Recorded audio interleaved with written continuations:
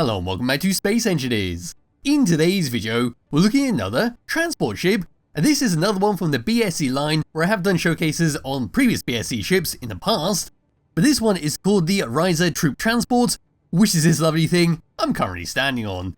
So this is a primarily hydrogen powered ship. We do have a few atmospheric thrusters to help out on high gravity planets, and we do have a nice bit of firepower and plenty of places for your troops to sit in to make sure they are semi-protected when dropping them into a hostile zone.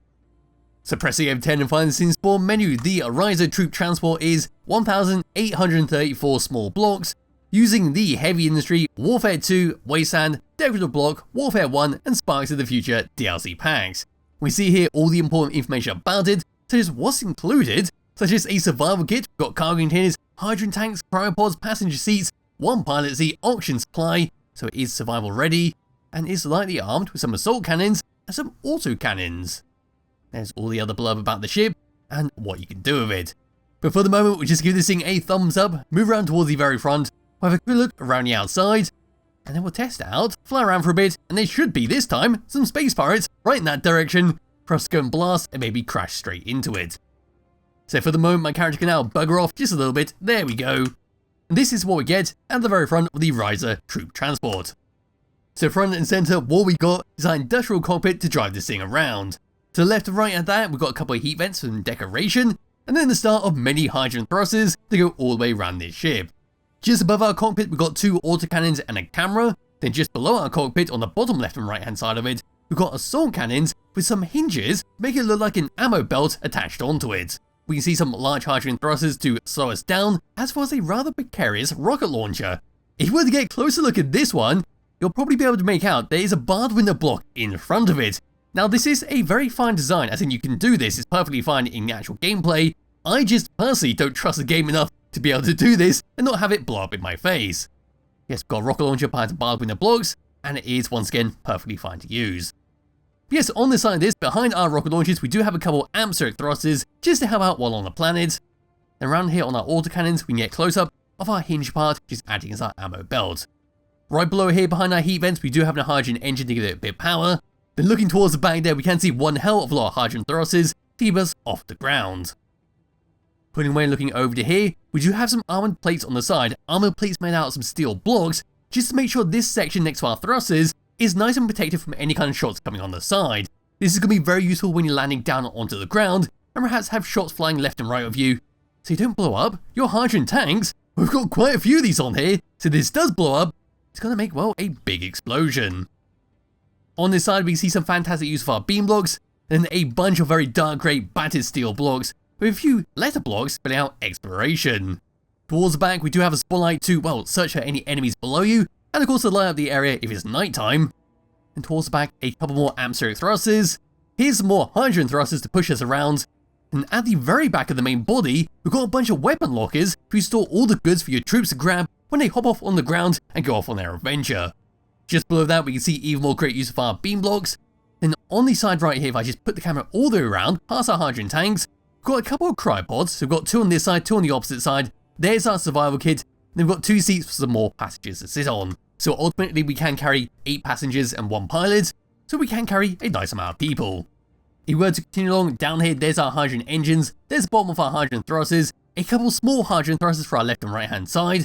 And there is the hydrogen engine that we saw at the very front. Pull away and come to the opposite side just so I can show this off. Here are the cryopods, here are our seats, and there's the back of the survival kit. Anyway, looking down at this, we've got a couple more hydrogen thrusters to help us out in space. There's all of our hydrogen tanks. Then along the side, along our armoured panels made out of steel blocks, we've got a couple of light panels with a yellow glow just for some decoration. Along the middle here, we've got a couple more hydrogen thrusters, as well as some more great use for our beam blocks for some decoration. There's the sides of our hinges. And there's the very front, where our cockpit is sitting. Coming all the way down and underneath it, past our assault cannons, all the way down. This is what's going to keep us off the ground, so we've got even more hydrogen thrusters. And then we've got a bunch of batteries with some window blocks in front of them, so we can make sure our power is perfectly safe, because window blocks are surprisingly tanky when it comes to taking damage. Anyway, towards back, put my light on, got 2 oxygen tanks, or at least we can see the bottom of 2 oxygen tanks, once again covered up by some window blocks, to make sure your cryopods and the pilot can breathe on not-oxygen planets. And there we go. That's a very brief look around the outside of the Ryza Troop Transport. And it does look bloody fantastic, just like all the other BSE ships. And time for me to grab hold of my character, come into the seat, and we'll take you through the controls. So into here, tab number 1, hiding the HUD once again, there we are. Number 1's going through our autocannons to shoot them all together. There we go. Number 2's going through our 2 assault cannons right next to our cockpit, and it does have enough force to move the ship backwards, so do be aware of that when firing. Coming to this view and pressing number 3, we've got our rocket launchers, which are sitting behind our barred window blocks. So as you can see there, it's perfectly fine firing, but I still don't trust it. Number 4 is for our camera above our cockpit, next to our autocannons so we can precisely fire them. Coming out of that and pressing number 5, that's going to be for our magnetic plates underneath to lock and unlock them. Number 6 for our hydrogen engines on and off, just in case we need them. Number 7 is for our hydrogen tanks to stop power on and off. Number 8 is for our oxygen tanks to turn them on and off. And then number 9 is for our connector underneath there to lock and unlock it. On to tab number 2, then got controls for our antenna. Then got controls for our exhaust block, so you can see we do have some smoke shooting out at the back there. So if it's getting annoying, then we switch it off, but I like to have it turned on. Number 4 is for our batteries to auto recharge. And if we were to turn it off, as you can see, we are maxing out our power, and we really cannot move without falling down to the ground, so do make sure your batteries are topped up before flying off. Number 6 for our atmospheric thrusters, turn them on and off. Number 8 is for our beacon. Number 9 is once again for our antenna. Then for tab 2, 3, 4, 5, we got nothing else, so now we can fly this thing around. But what I will do is turn this around and face it towards the pirates so we can slowly make our way towards them, because that'll be how we're finishing this ship off. Yes, moving forwards, this is what we get. As you expect, we got some nice speed thanks to our 2 large hydrogen thrusters and our 2 small ones. Coming to assault should be identical, which it is, which is always nice when trying to plan ahead when you're supposed to slow down when charging along towards the station. Moving left, moving right, a little bit slower than forwards and backwards, but still respectable at the end of the day. Moving up, we should have a nice lot of speed, so we can go on all planets.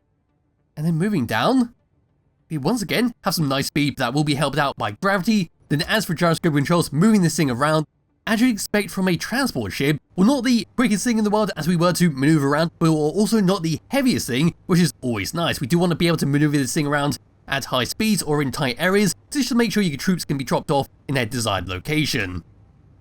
As for that is pretty much it for the outside, that's pretty much it for the controls, so all that's left to do is to fly over to the Space Pirates, and well, see how well it goes. Now, I have a feeling this is going to go horribly wrong, because I just read the name, and that is the district headquarters, which is the big pirate base. And well, this poor little ship is going to get ripped to shreds. And there it is. There is the pirate headquarters, the big base of destruction, where it's got a bunch of rocket turrets, a bunch of Gatling guns, a bunch of interior turrets, and it's usually quite a pain to actually assault with vehicles that you want to try and keep in one piece. We can see a bunch of Gatling gun towers on the side there in the red, got some more over in that direction. Up there is our rocket turrets, and I don't think this is going to have the range to be able to shoot them, although it might be able to if I was to aim up high enough. Yes, I will, so I can, in theory, just pick them off one by using the assault cannons. And that was a bloody good shot, actually. So out of that camera, third-person view, here we go, all the way towards it.